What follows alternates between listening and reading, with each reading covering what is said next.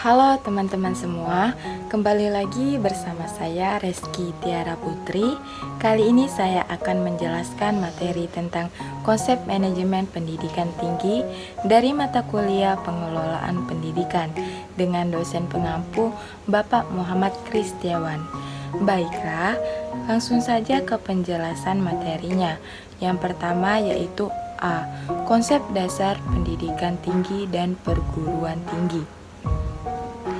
Pendidikan tinggi adalah pendidikan pada jalur pendidikan sekolah pada jenjang yang lebih tinggi, pada pendidikan menengah di jalur pendidikan sekolah. Sedangkan perguruan tinggi adalah satuan pendidikan yang menyelenggarakan pendidikan tinggi. Yang pertama yaitu konsep pendidikan tinggi. Menurut Peraturan Pemerintah RI Nomor 60 Tahun 1959 tentang pendidikan tinggi, tujuan pendidikan tinggi adalah A. Menyiapkan peserta didik menjadi anggota masyarakat yang memiliki kemampuan akademik dan atau profesional yang dapat menerapkan, mengembangkan dan atau memperkaya hasanah ilmu pengetahuan, teknologi dan kesenian. Yang B yaitu mengembangkan dan menyebarluaskan ilmu pengetahuan, teknologi, atau kesenian serta mengupayakan penggunaannya untuk meningkatkan taraf kehidupan masyarakat dan memperkaya kebudayaan nasional. Menurut Indrajit dan Joko Pranoto tahun 2006, pendidikan tinggi terdiri atas pendidikan akademik dan pendidikan profesional. Yang kedua yaitu konsep perguruan tinggi. Perguruan tinggi itu dapat berbentuk akademi, politeknik, sekolah tinggi, institut, dan universitas. Menurut jenisnya, perguruan tinggi dibagi menjadi dua. Yang pertama yaitu perguruan tinggi negeri. Adalah perguruan tinggi yang pengelolaan dan regulasinya dilakukan oleh negara. Yang kedua, perguruan tinggi swasta adalah perguruan tinggi yang pengelolaan dan regulasinya dilakukan oleh swasta. Selanjutnya yaitu B. Penyelenggaraan pendidikan tinggi. Peraturan Pemerintah Nomor 60 Tahun 1999 tentang pendidikan tinggi mengatur bahwa penyelenggaraan perguruan tinggi yang dilakukan oleh masyarakat haruslah berbentuk yayasan atau badan yang bersifat sosial. Pedoman pengelolaan perguruan tinggi terdiri atas dua, yaitu yang pertama yuridis atau hukum dan perundang-undangan, yang terdiri atas Undang-Undang Nomor 20 Tahun 2003 tentang Sisdiknas.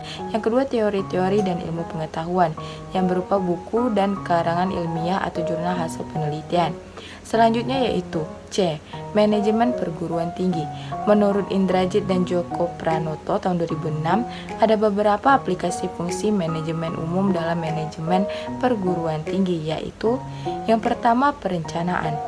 Perencanaan program kerja termasuk perencanaan anggaran bukan merupakan hal baru bagi perguruan tinggi, baik perencanaan 5 tahunan maupun perencanaan tahunan. Selanjutnya yaitu yang kedua, pengorganisasian.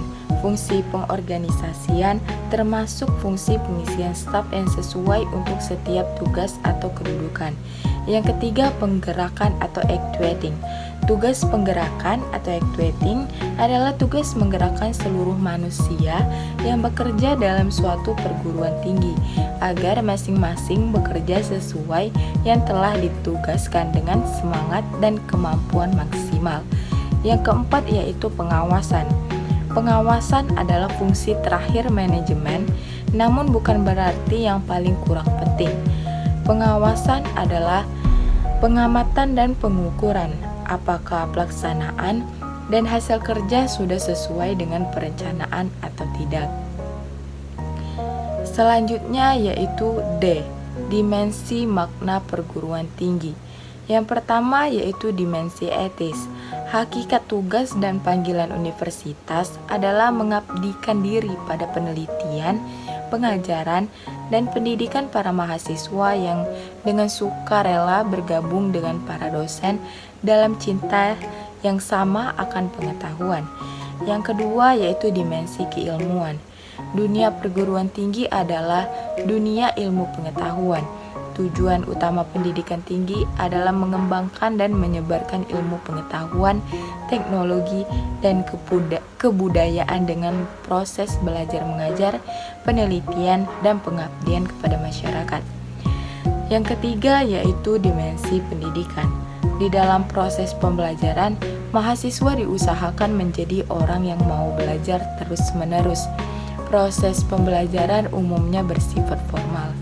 Yang keempat yaitu ada dimensi sosial. Penemuan ilmiah dan penemuan teknologi telah menciptakan pertumbuhan ekonomi dan industri yang sangat besar. Yang kelima yaitu dimensi korporasi.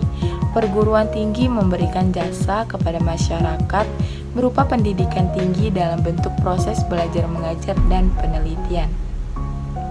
Selanjutnya yaitu perguruan tinggi dan tantangan globalisasi. Globalisasi berpengaruh pada semua tingkah laku manusia dan berdampak dalam tingkatan berbeda pada budaya, masyarakat, dan manusia. Ada 4 aspek globalisasi yaitu perdagangan, pergerakan modal, pergerakan orang, serta penyebaran ilmu pengetahuan dan teknologi. Di perguruan tinggi ada dampak yang perlu diantisipasi dan tantangan yang perlu dihadapi yaitu sebagai berikut. Yang pertama, tantangan pada pengelolaan. Yang kedua, tantangan pada proses belajar mengajar.